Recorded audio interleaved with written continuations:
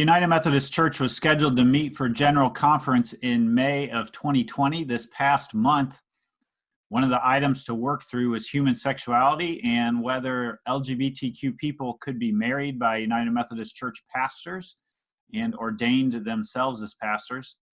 It was widely understood that a diverse group of leaders across ideological lines had come to an agreement for an amicable split that would be ratified at this General Conference. But because of the pandemic, General Conference has been postponed until 2021. So what's happening with our denominational split and our ministry to LGBTQ people? Today, I am thankful to have on our daily shelter Bishop David Bard. How are you personally experiencing God's grace while trying to lead these 800 plus churches and pastors in Michigan? Part of grace is simply the courage to get up and face the new day and to keep an open heart when sometimes having an open heart means having a broken heart. Why don't you remind us real quick, kind of in short, about where we as United Methodists were before COVID-19 hit and General Conference was postponed? General Conference would have been meeting in Minneapolis in early May.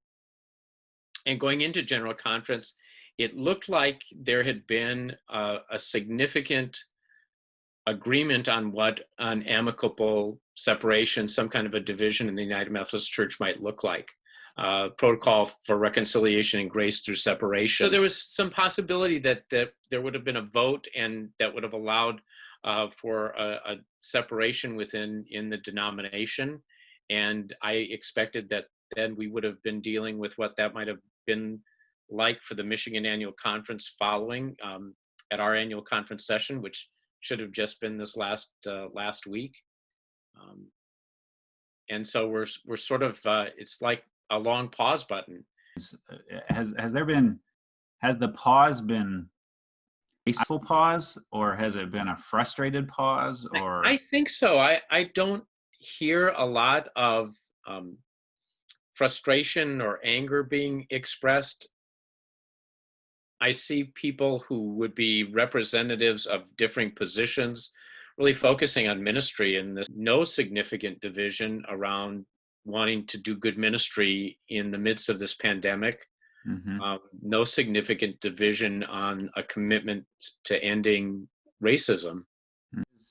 Is it possible that hearts could be softened through the unification of response to this pandemic? I mean, it strikes me that if there's sort of a grace in the pause, it didn't seem like there was much grace before the pause.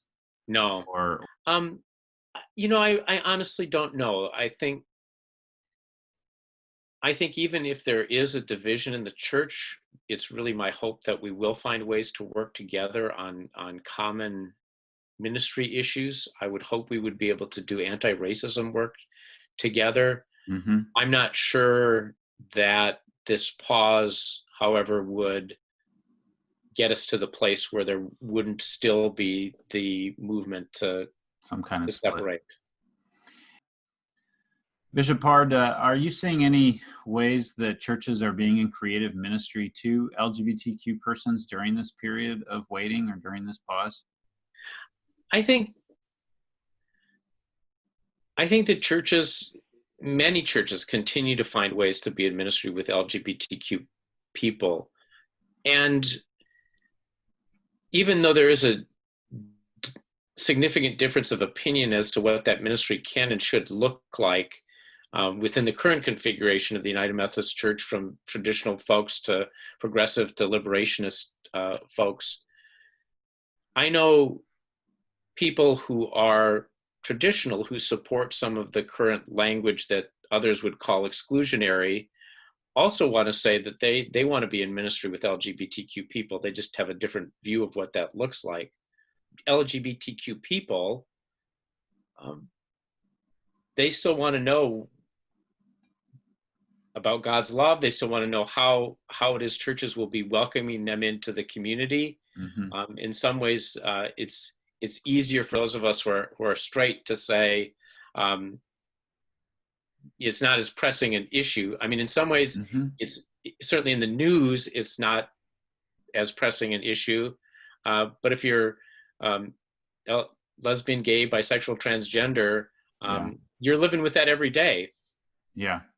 Whether there's a pandemic or not. whether there's a pandemic or not. Yeah. It's Yeah. like the pandemic certainly didn't prevent the killing of George Floyd.